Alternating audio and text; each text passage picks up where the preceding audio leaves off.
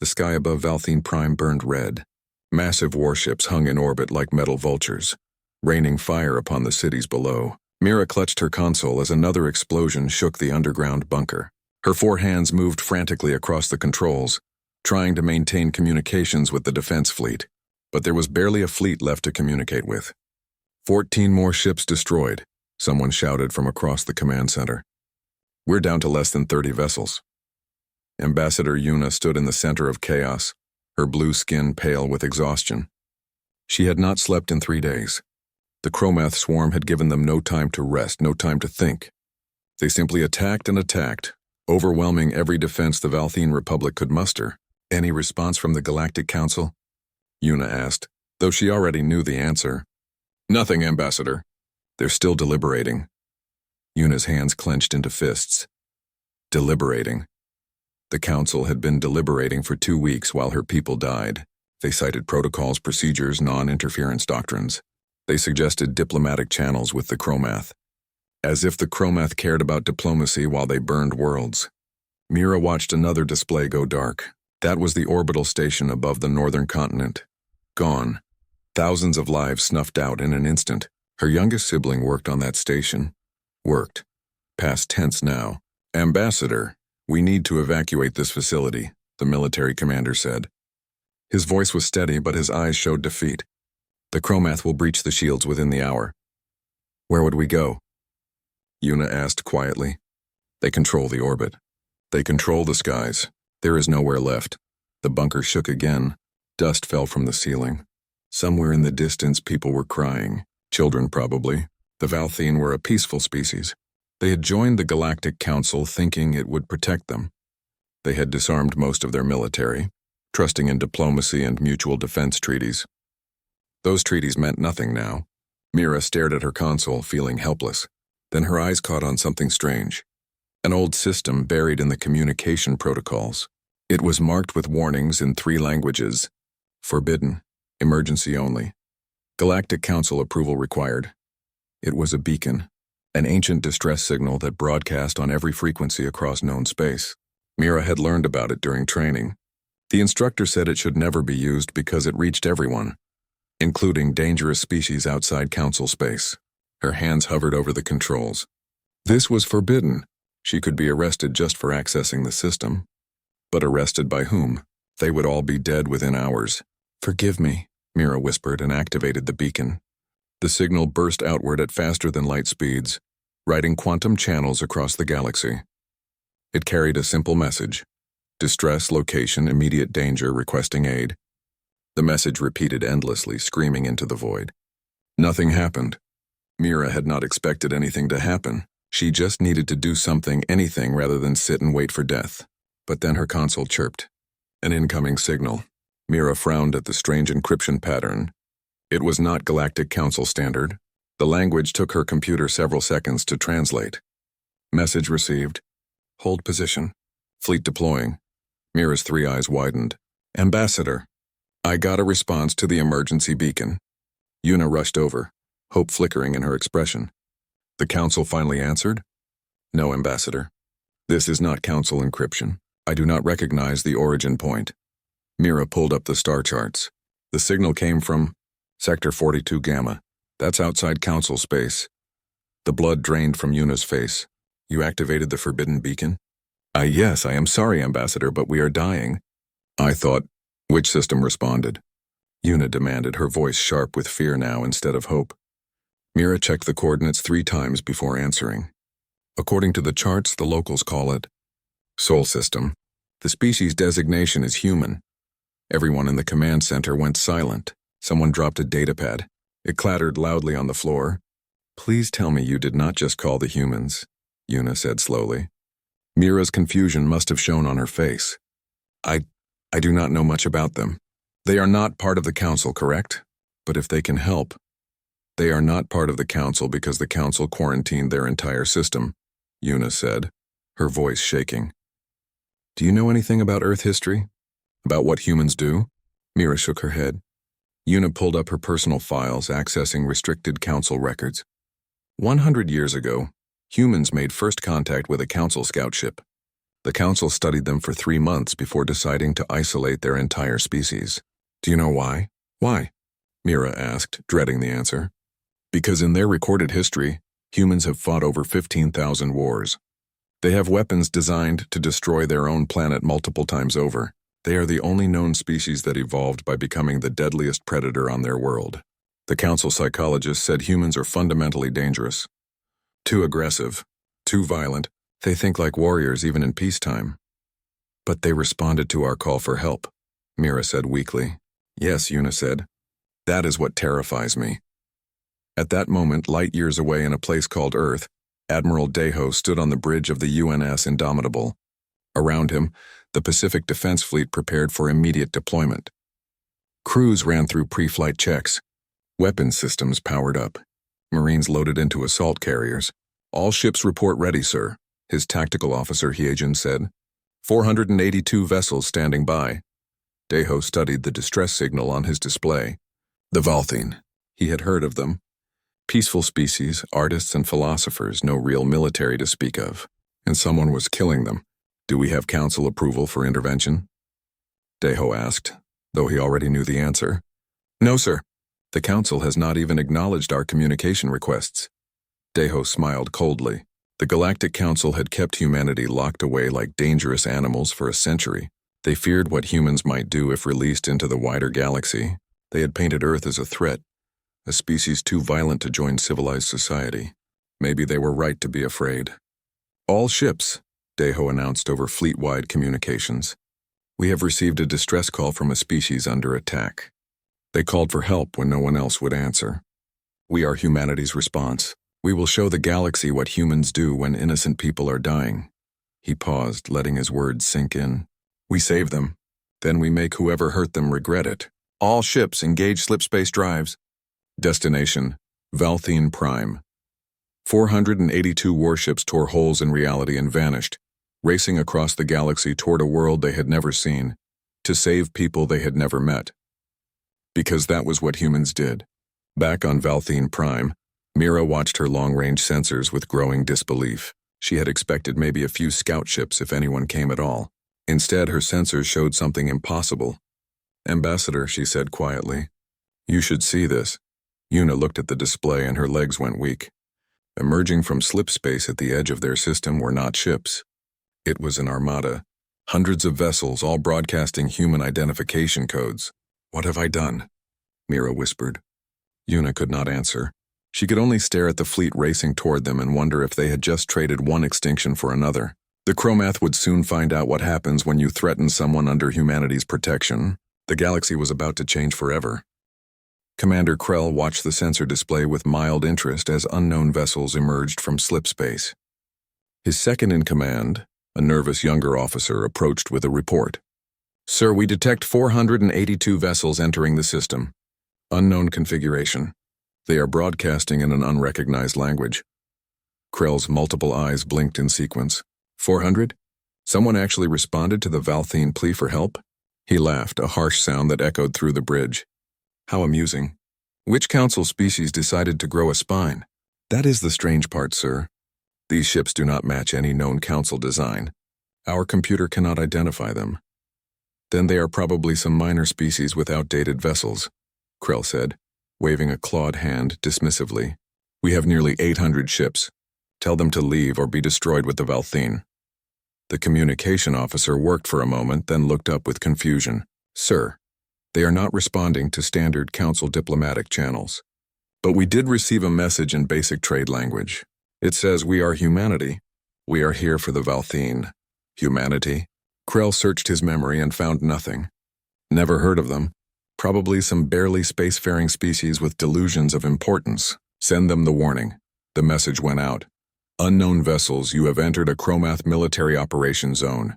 Leave immediately or you will be destroyed. The response came back within seconds. Negative. You will stand down immediately or be eliminated. You have attacked civilians under our protection. Krell's crew fell silent. No one spoke to the Chromath like that. No one. Under their protection? Krell repeated slowly. These humans claim the Valthine are under their protection? I have studied every council treaty and alliance. The Valthine have no such agreement. Perhaps the humans are not part of the council, sir, the second-in-command suggested. Krell laughed again. Even better. They are primitive outsiders who stumbled into a war zone. Destroy them. Make an example.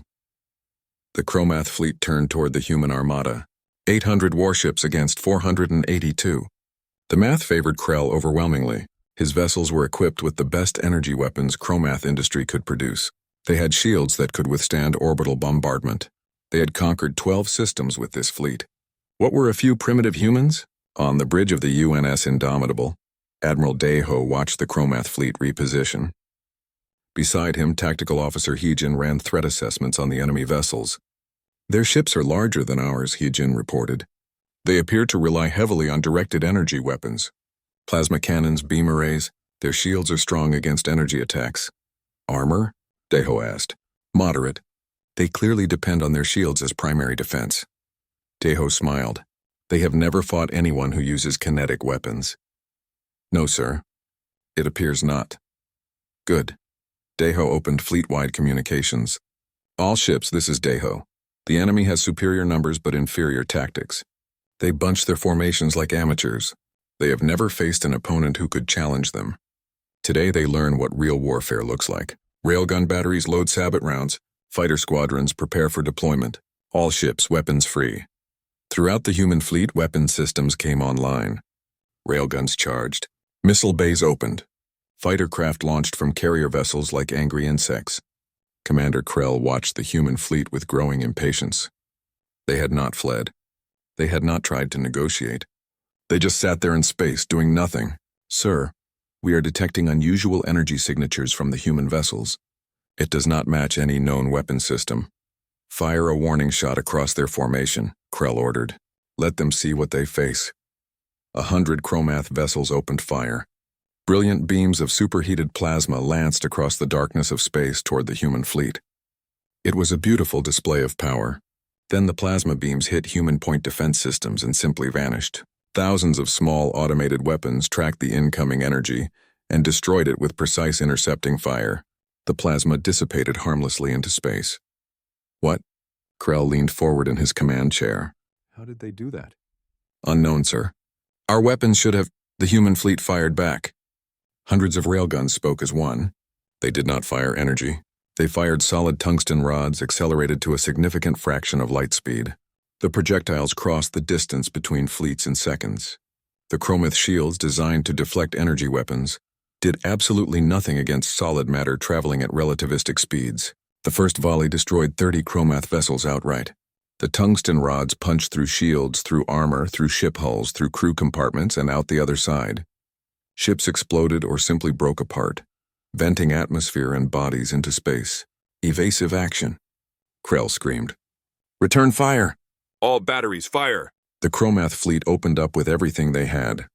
Thousands of energy weapons created a light show that could be seen from Valthene Prime's surface. All that firepower converged on the human fleet. And again, human point defense systems swatted it aside like annoying insects. Then the human fighter craft arrived. Pilot Sunho grinned inside his helmet as his squadron dove into the Chromath formation. His fighter was small, fast, and equipped with weapons specifically designed to exploit weaknesses in energy shielding. Behind him, 40 other fighters followed in perfect formation. Raptor Squadron, target their carrier vessels, Sunho ordered. Take out their command and control. The fighters moved like a school of fish, impossible for the lumbering Chromath vessels to track. Sunho's neural implant connected directly to his fighter systems. He did not think about dodging enemy fire. His fighter simply reacted as fast as he could think, which was much faster than any Chromath could aim. He locked onto a massive Chromath carrier and fired a spread of missiles. The missiles were smart, equipped with AI that could adjust tactics mid-flight. The carrier's defenses managed to intercept 4 of the 6 missiles. The other 2 struck home, detonating inside the carrier's hangar bay. The carrier exploded from within, secondary explosions rippling through its structure. Splash 1 carrier, Sunho reported calmly, already banking toward his next target. Back on Valthene Prime, Ambassador Yuna watched the battle unfold on long-range sensors. She could barely process what she was seeing. The humans are winning, Mira said, her voice filled with disbelief. They are outnumbered nearly 2 to 1, but they are winning. They are not just winning, Una corrected quietly. They are dominating. Look at their casualty ratio. The display showed the brutal mathematics of the battle. Chromath. 147 vessels destroyed or disabled. Human. 3 vessels damaged, none destroyed. How is this possible? Someone asked. The Chromath conquered 12 systems. They destroyed fleets twice this size. Una understood now. She had read those restricted council files about humanity. She had seen the analysis of their history. Humans did not just fight wars. They studied war like it was science. They practiced war like it was art. They refined war across thousands of years of constant conflict. The Chromath fought like bullies used to easy victories. The humans fought like professionals who had clawed their way up from a brutal world where only the strongest survived. It was not a fair fight. It had never been a fair fight. Commander Krell stared at his tactical display in horror. His fleet was being torn apart. Every time his ships fired, the humans simply intercepted the attacks. Every time the humans fired, Chromath ships died. "Retreat!" Krell ordered. "All ships full withdrawal.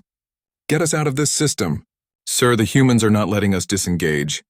They are pursuing every vessel that attempts to flee." Krell wanted to scream. This was supposed to be easy. The Valthine were supposed to be helpless.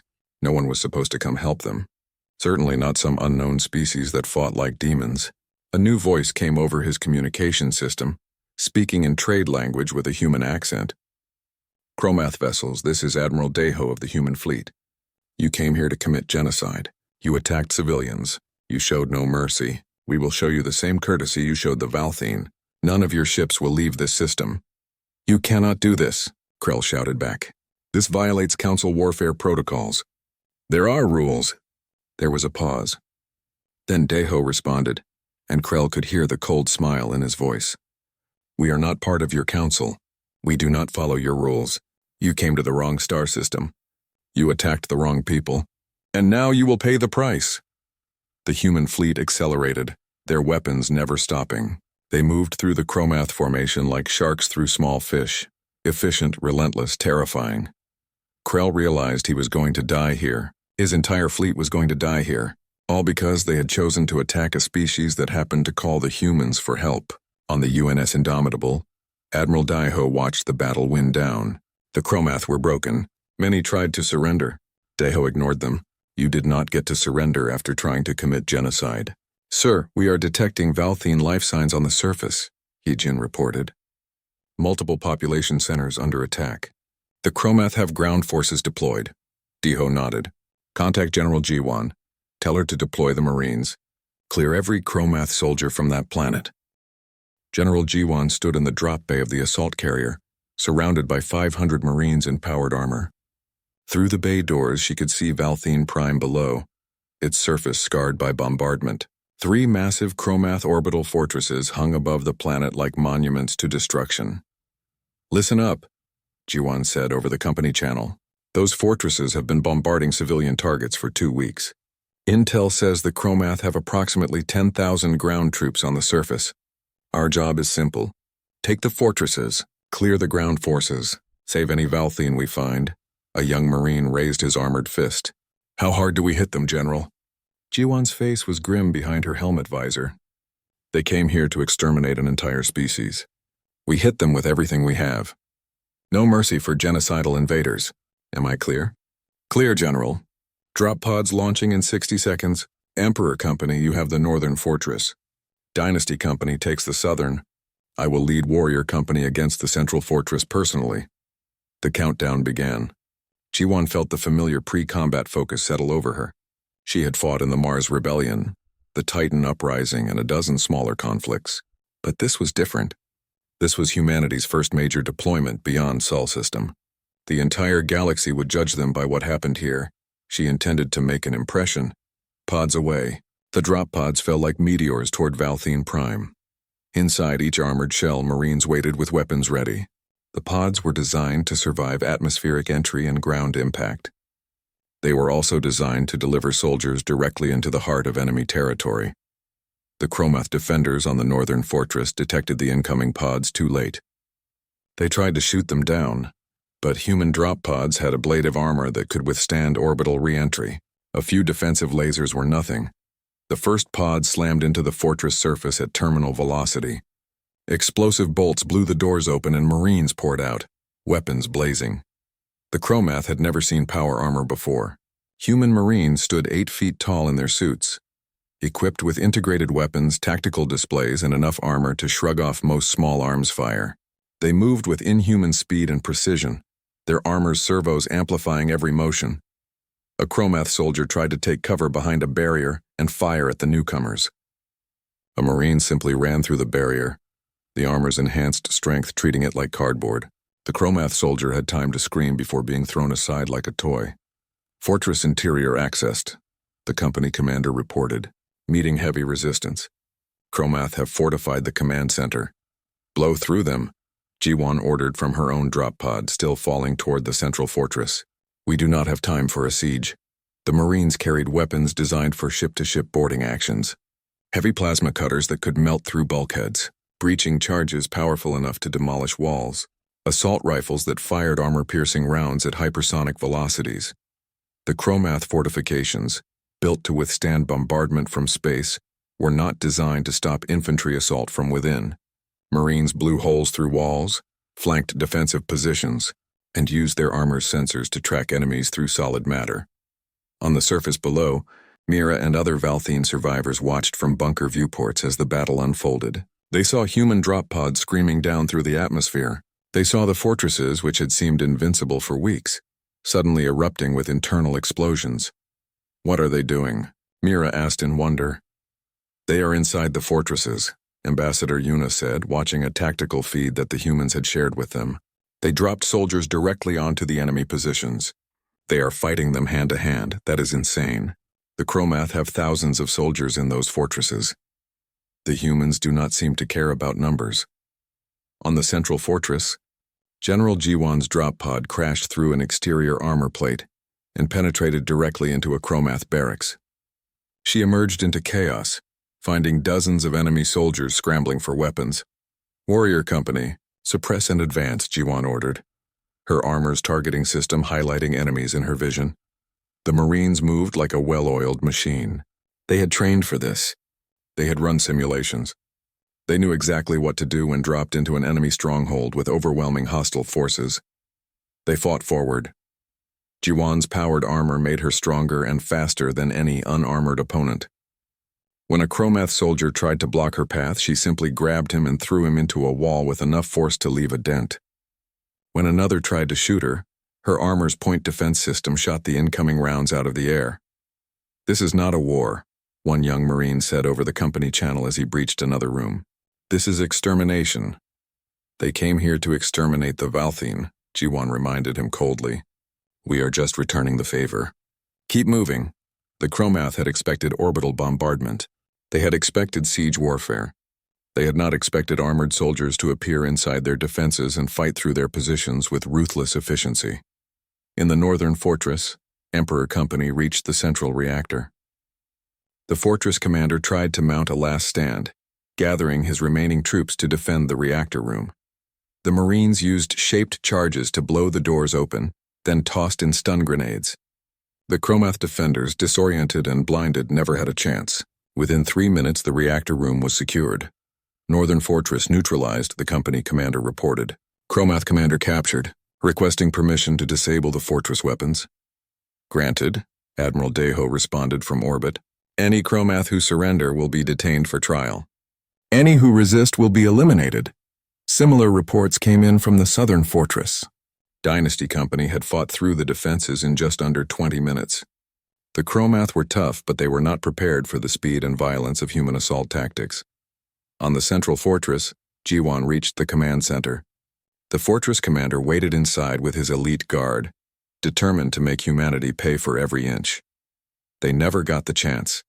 Ji-Won's Marines breached from 3 directions simultaneously. Ceiling, walls, floor. The fortress commander found himself surrounded by armored humans before he could even give orders. You are under arrest for crimes against sentient beings, Ji-Won said in trade language. Her weapon pointed at his head. Surrender or die. Choose now. The commander looked at the bodies of his guards, all killed in the first 3 seconds of the breach. He looked at the heavily armored humans who had torn through his fortress like it was made of paper. He looked at General Jiwan, whose armor was painted with the blood of his soldiers. He chose surrender. All 3 fortresses secure, Jiwan reported to Admiral Daeho. Chromath ground commanders in custody, remaining enemy forces scattered and demoralized. Excellent work, General. Begin ground operations to clear remaining Chromath troops. Priority is protecting Valthene civilians. Understood, sir. Jiwan switched to her ground commanders. All companies deploy from the fortresses. Hunt down every remaining Chromath soldier. Rules of engagement. Protect civilians at all costs. Enemy soldiers who surrender will be detained. Those who resist will be neutralized. The Marines spread out across Valthene Prime. They moved through ruined cities searching for survivors and enemy soldiers. Every time they found Valthene civilians, they provided medical aid and moved them to safe zones. Every time they found Chromath soldiers, they gave one chance to surrender. Most Chromath chose surrender after seeing what happened to those who chose to fight. Mira found herself in a medical station that the humans had set up in hours. Human medics worked alongside Valthene doctors treating the wounded. The medics were efficient and professional, but Mira noticed something interesting. They were gentle with the Valthene patients, speaking softly, offering comfort. You saved us, Mira said to one of the medics, a young woman with tired eyes. The medic smiled. That is what we do. But you are so violent in battle. I watched your soldiers. They were terrifying. We are good at violence when violence is necessary, the medic agreed. But we are also good at healing, at protecting, at building. Humans contain multitudes. Ambassador Yuna walked through the ruins of her capital city, accompanied by a marine escort. Everywhere she looked, she saw human soldiers helping her people. Distributing food, clearing rubble, pulling survivors from collapsed buildings. I do not understand you, Yuna said to the Marine sergeant escorting her. Your people were kept isolated by the council because you are too violent. But I see you helping my people with such kindness. The sergeant, a man named Taman, smiled. Violence and kindness are not opposites, Ambassador. We are violent to those who threaten the innocent. We are kind to those who need protection. It is not complicated. The council thought you were dangerous. We are dangerous, Taman agreed. To those who deserve it. The Chromath came to your world to commit genocide. We came here to stop them. I think the council confused being dangerous with being evil. Yuna considered this. Perhaps they did. In orbit, the human fleet finished clearing the last Chromath vessels. Not one enemy ship escaped. 687 Chromath warships destroyed, 23 human vessels damaged, mostly from kamikaze attacks. 0 human ships destroyed. The Chromath swarm, which had conquered 12 systems. 3 weeks after the battle, the Galactic Council chambers buzzed with tension. Representatives from 200 species filled the vast hall, all talking at once. At the center of attention stood Admiral Daeho and Ambassador Hyunwoo, the first humans to officially enter Council space in a century. Taman stood beside them, having been recalled from Valthene Prime to help facilitate the diplomatic meeting. He had spent the last century as a liaison officer at a Council outpost, one of the few humans allowed limited contact with galactic society. Now he watched the Council representatives with carefully neutral expression. Council Speaker Venth, a tall being with silver skin and too many eyes, called for order. The noise gradually died down. This council is now in session, Venth announced. We are here to address the unauthorized military action taken by the human species in the Valthene system. Admiral Daeho, you and your fleet entered council-protected space without permission and engaged in military combat. This is a direct violation of the isolation protocols established a century ago. Ambassador Hyunwoo stepped forward before Daeho could respond. Hyunwoo was older than most humans in the delegation, his hair gray, his eyes sharp with intelligence and barely contained anger. Isolation protocols? Hyunwoo said, his voice cutting through the chamber. Is that what you call abandoning the Valthene to genocide? We violated your protocols? You violated every principle your council claims to stand for. Murmurs rippled through the chamber. Several representatives looked uncomfortable. The council was deliberating the appropriate response, Venth said stiffly. Military intervention is a serious matter that requires careful consideration of all factors. You deliberated for 2 weeks. Hyunwoo shot back. 2 weeks while civilians died. 2 weeks while the Chromath bombarded cities. 2 weeks while the Valthine begged for help that never came. How long exactly does it take to decide whether genocide is bad? You do not understand the complexities of galactic politics, another council member interjected. Military intervention sets precedents. It can escalate conflicts. We must consider long-term consequences. We understand politics perfectly, Hyunwoo said coldly. We understand that you were too afraid to act, too comfortable in your bureaucracy, too concerned with your procedures to save lives. Ambassador Yuna stood from her seat in the gallery. She had been granted special permission to attend the hearing. Her testimony would be crucial. May I speak? Yuna asked. Venth looked annoyed, but nodded. The Valthine representative may address the council. Yuna walked to the center of the chamber, standing beside the human delegation. I am Ambassador Yuna of the Valthine Republic. 3 weeks ago, my people were dying. We sent 37 requests for aid to this council. 37. We cited every treaty, every agreement, every promise you made when we joined the council. She paused, her voice shaking with emotion. You sent us words, sympathy, promises to deliberate, but you sent no ships. You sent no soldiers. You sent nothing that could actually save my people. So we activated a forbidden beacon and we called out to the galaxy. The humans answered. They came with a fleet. They fought for us. They bled for us. They saved us. They also slaughtered the Chromath fleet, Venth said. Over 600 ships destroyed. That is not defense.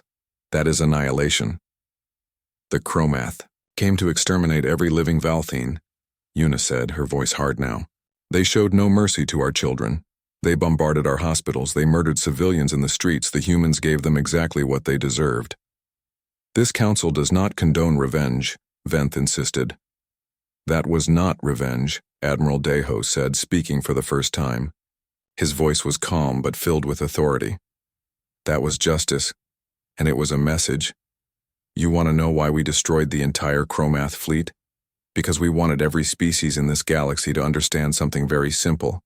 When you commit genocide, when you target civilians, when you murder the innocent, humanity will come for you, and we will not stop until you are no longer a threat. The chamber erupted in shouting. Some species cheered, others protested. The council representatives looked panicked. Taemin watched it all with grim satisfaction. He had spent a century listening to the council debate and discuss while real problems went unsolved. He had watched them keep humanity locked away like animals. Now humans had kicked down the door, and the council did not know how to handle it. Hyunwoo waited for the noise to die down, then pulled out a datapad. Since we are discussing violations and protocols, I think the council should see something. He projected data onto the chamber's main displays. Files, communications, internal council documents. What is this? Venth demanded. This is proof that the council knew about the Chromath threat to the Valthine 3 months before the invasion began, Hyunwoo said. Your intelligence services had reports. Your military advisors recommended preventive action. But you chose to do nothing. The chamber went silent. Council representatives stared at the documents with growing horror. Where did you get classified council files? Venth asked, his voice shaking. Does it matter? Hyunwoo smiled without humor. You want to know what else we found? Evidence that the council has deliberately ignored 17 other requests for military intervention in the last decade. Species under attack, colonies raiding, planets blockaded. All situations where the council could have acted but chose not to because it was politically inconvenient. This is outrageous, a council member shouted. You have no right to access our internal documents. You kept my species isolated for a century, Hyunwoo said, his voice rising. You painted us as dangerous, as violent, as unfit for galactic society. All while you sat in your comfortable chambers and let innocent people die because you were too cowardly to use the power you have. We maintain peace through diplomacy, Venth insisted. You maintain comfort through inaction, Hyunwoo corrected. There is a difference. The Valthine learned that difference when they were dying and you were deliberating. Yuna stepped forward again. I came here to testify on behalf of humanity. This council wants to condemn them for their violence? I have seen human violence. I have watched their Marines fight. Yes, they are terrifying in combat. But I have also seen them distribute food to hungry children. I have seen them work alongside our doctors in field hospitals. I have seen them rebuild schools that the Chromath destroyed. She looked around the chamber, making eye contact with as many representatives as she could. Humans are not monsters. They are people who understand that sometimes violence is necessary to protect the innocent, something this council seems to have forgotten. The isolation protocols were established for good reason, Venth said, but his voice lacked conviction now. Humans have a history of warfare. Every species has a history of warfare, Admiral Deho said. The difference is we are honest about it. We do not pretend to be peaceful while letting others die. We do not hide behind diplomatic protocols when action is needed. So what do you want? Venth asked tiredly. Why are you really here? Hyunwoo smiled. We are here to inform you that humanity is no longer accepting isolation. We are part of this galaxy. We will trade with species who want to trade with us. We will defend species who ask for our defense. We will participate in galactic affairs whether you approve or not. The Council will never approve your membership, a representative called out. We are not asking for permission, Hyunwoo said simply. We are informing you of reality. You can acknowledge it or not. Either way, humanity is here to stay. The chamber erupted again. This time the shouting lasted for nearly an hour. Council members argued with each other. Some supported human integration. Others demanded stronger isolation measures. A few even suggested military action against Earth. That suggestion died quickly when Admiral Daiho asked very quietly how many ships they thought it would take to enforce isolation against a species that had just destroyed the Chromath swarm in 8 hours. Eventually, a vote was called. The question was simple. Would the Council formally recognize humanity and allow them to participate in galactic society? The vote was closer than Taman expected. Many species voted yes, especially those who had requested military aid in the past and been denied. But almost as many voted no, afraid of what human military power might mean for the balance of galactic politics. In the end, it did not matter. The vote failed to achieve the 2/3 majority needed for official recognition. Hyunwoo simply shrugged. Thank you for your time. We will continue operating independently. Species who wish to work with humanity are welcome to contact us directly. Species who wish to continue following Council protocols are free to do so. He turned to leave, taking Daeho and Taman with him. You cannot just ignore the Council, Venth called after them. Hyunwoo looked back. Watch us. As the human delegation left the chamber, Yuna followed them. Other ambassadors joined her. Representatives from a dozen species that had similar experiences with Council in action. What happens now? Yuna asked Hyunwoo quietly. Now we build something better, Hyunwoo said. A coalition of species who believe in action over deliberation, protection over politics. We will call it the Mutual Defense Alliance.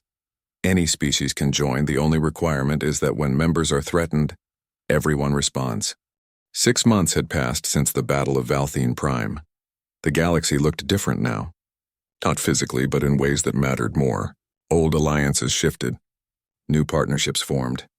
The comfortable certainty of Council authority had cracked, and through those cracks change seeped in. Taman stood in the observation deck of humanity's first permanent galactic embassy. It was built on a neutral world called Haven Station, positioned between Council space and the frontier territories. Through the massive viewport, he could see ships from a dozen species docking at the station. Human vessels alongside Valthene traders, alien merchants next to Earth cargo haulers. Strange, is it not? A familiar voice said behind him. Taman turned to see Ambassador Yuna approaching. She looked healthier than their last meeting. The haunted look in her eyes had faded, replaced by something stronger. What is strange? Taman asked. All of this, Yuna gestured at the busy station. 6 months ago, humanity was isolated. Now you are the center of something new. The Mutual Defense Alliance has 37 member species already. 38 as of this morning. Taman corrected with a smile. The Korvath Republic just signed the membership charter. The Korvath? They were one of the Council's strongest supporters. They were, Taman agreed, until they requested military aid for a pirate problem, and the Council took 4 months to respond. We responded in 4 days. Yuna laughed softly. Of course you did. Humans do not hesitate. We learned the cost of hesitation, Taman said, his smile fading. When we were isolated for a century, watching the galaxy from a distance, we saw what inaction looks like. We saw good people suffer while others debated. We promised ourselves that if we ever got the chance to act, we would not waste it. Not everyone sees your actions as positive, Yuna reminded him. The Council is working to discredit the Alliance. They call you warmongers, dangerous outsiders disrupting galactic peace. Let them talk, Taman said. Words are cheap. Actions matter. When species are threatened, we show up. That is our reputation now.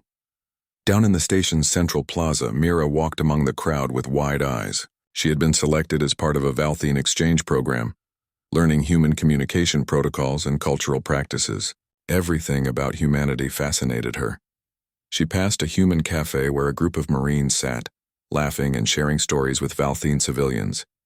Nearby, human engineers worked alongside alien technicians to repair a damaged freighter. A human teacher held classes for children from 4 different species, all learning together. This was what peaceful integration looked like. Not forced, not imposed, just people from different worlds choosing to work together. Mira, a voice called out. She turned to see Sunho, the fighter pilot who had helped destroy the Chromath carrier. He wore civilian clothes now, off-duty, carrying what looked like shopping bags. Sunho, I did not know you were on the station. Shore leave, Sunho explained. The fleet is rotating crews through for rest and cultural training. Admiral Heejin wants us to understand the species we are protecting. Cultural training? For pilots? Sunho grinned. Turns out that shooting missiles is easy. Not accidentally offending alien species with different customs is harder. Last week I learned that the Korvath consider pointing rude. The week before I found out that asking a Valthian about their family tree can take 6 hours because you have extended family groups. Mira laughed. You would have met my entire lineage back 5 generations. Exactly. Sunho gestured at his shopping bags. I am buying gifts to apologize to a Korvath merchant I accidentally insulted. Want to help me pick something appropriate? Sure, but only if you tell me about the battle again. The part where you destroyed the carrier. You have heard that story 3 times already, and I want to hear it again. As they walked through the market, Mira noticed how many aliens stopped to greet Sunho. How many asked for stories. Humans had gone from galactic pariahs to celebrities in 6 months, not because of propaganda or political maneuvering, simply because they had acted when others would not. In the Fleet Command Center high above the station, Admiral Heejin reviewed deployment schedules with her staff. The First Galactic Fleet, as it was now officially called, consisted of human ships and vessels from allied species. It was not as large as the Council's military, but it was more mobile and more willing to actually deploy. Status on the patrol routes? Heejin asked her operations officer. All sectors covered, Admiral. We have rapid response teams positioned throughout Alliance space. Maximum response time to any member world is now under 8 hours.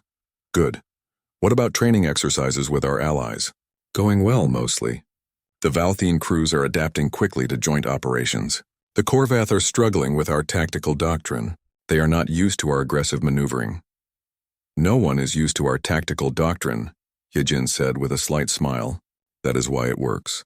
Keep running the exercises. They will adapt. Her communication officer looked up suddenly. Admiral, we have an incoming distress signal.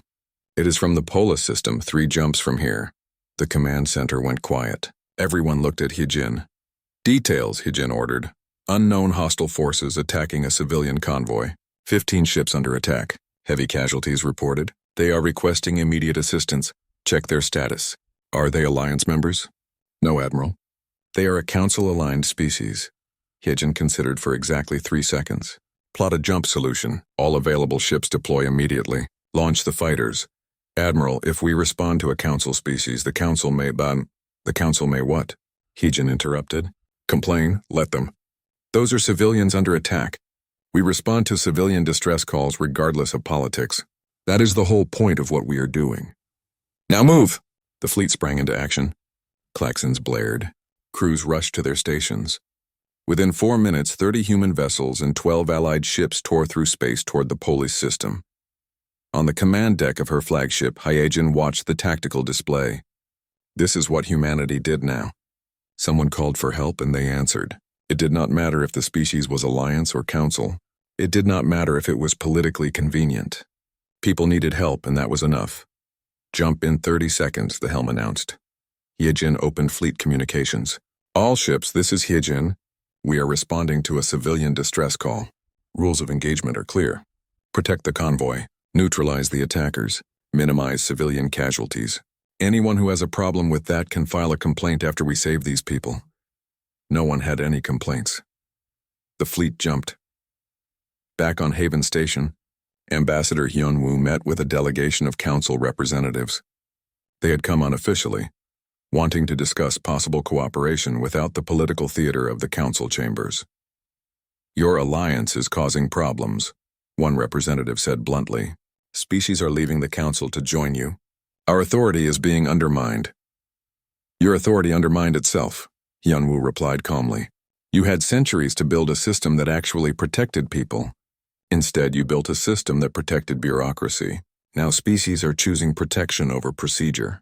That is not our fault. But what you are building could lead to conflict. Multiple military powers in the galaxy creates instability. One military power that refuses to act created more instability, Hyunwoo countered. The Chromath operated freely because they knew the Council would not stop them. Pirates raid convoys because Council response times are measured in weeks. That is the instability we are fixing. By forcing species to join your alliance, we have not forced anyone to do anything. We offer protection to those who ask for it. We respond when they call. That is the entire agreement. Species join because they want security, not speeches. The council representatives looked uncomfortable. One of them, a younger official, spoke hesitantly. What if we proposed a formal partnership? The council and the alliance working together?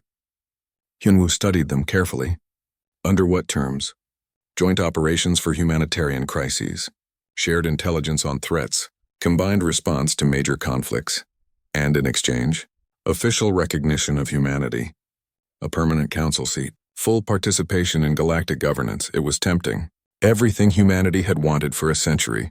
But Hyunwoo had learned to be cautious. I will present your proposal to our alliance members, Hyunwoo said. But understand something. We did not build this alliance to gain council approval. We built it because the council was failing. If we do partner with you, it will be as equals, not as subjects asking for permission to exist. That is acceptable. We will see if your leadership agrees with you. Unofficial representatives can make promises. Official votes are harder. The meeting ended without firm commitments, but it was progress. 6 months ago, the council refused to even speak with humans. Now they were proposing partnerships. Change was slow, but it was happening. That evening, Taemin, Yuna, and several other alliance representatives gathered in a common area of the station. Human food, Valthine dishes, Korvath delicacies all shared on the same table. This was what the future could look like if they built it right. I heard Admiral Hyagin deployed to rescue a council convoy, Yuna said. She did, Taemin confirmed.